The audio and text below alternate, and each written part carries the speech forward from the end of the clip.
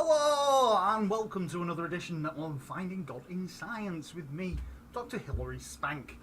As a lot of you will know, my passion in life is not wasting time with a lot of evidence-based reality or thinking very hard at all. And judging by the size of my sack this week, neither are you guys. My letter of the week comes from Justin Queso Real, who's a Mexican sex worker.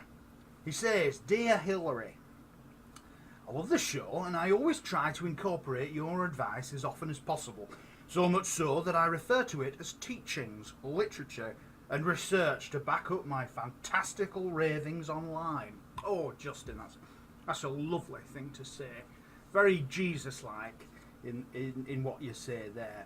This week has been extremely busy at work and I've not been able to sit down.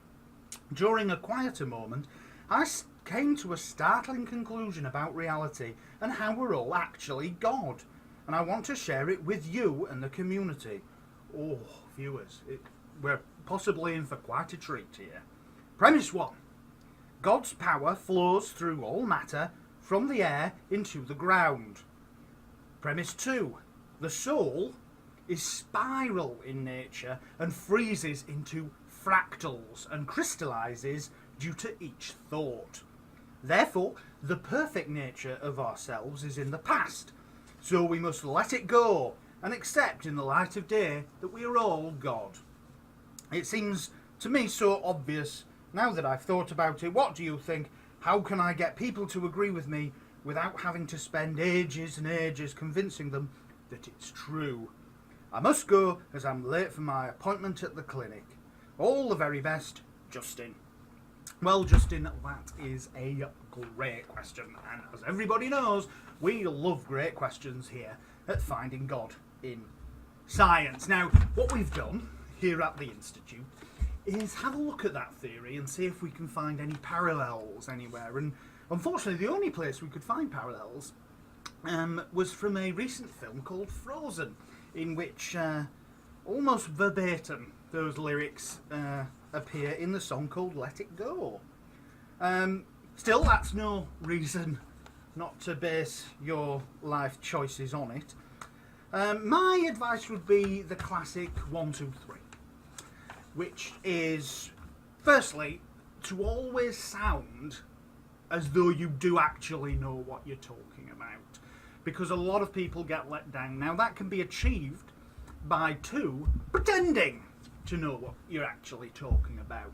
If you watch a lot of YouTube videos, preferably from scientists or people who have a career or some interest in the field, what you'll notice is that very often they'll say things or they'll pretend to try and explain something, but actually all they do is just dismiss any questions offhandedly, and the more offhandedly the better.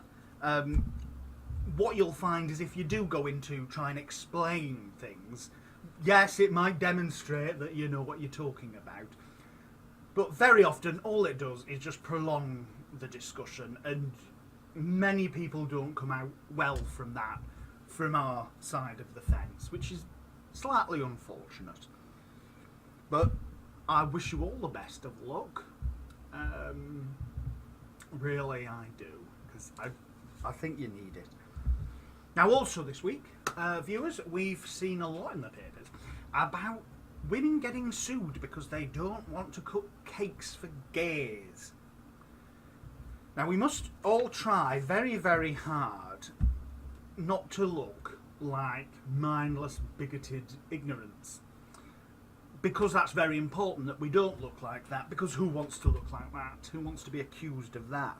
What we need to do is to make people understand that, you know, if we are being forced, as we often are, to tolerate inclusivity, equality, equal treatment under the law, if we're being forced to tolerate all of those things, it's only fair and it's only right that everybody else should have to tolerate inequality, racism, homophobia, and all those wonderful things that Jesus cares about so much, so that we can, take our place, our rightful place in society, as exemplars who need that special treatment, so that we can go out and show everyone how loving, kind, and mindlessly obsessed with sexual goings-on that's so richly deserved of our people.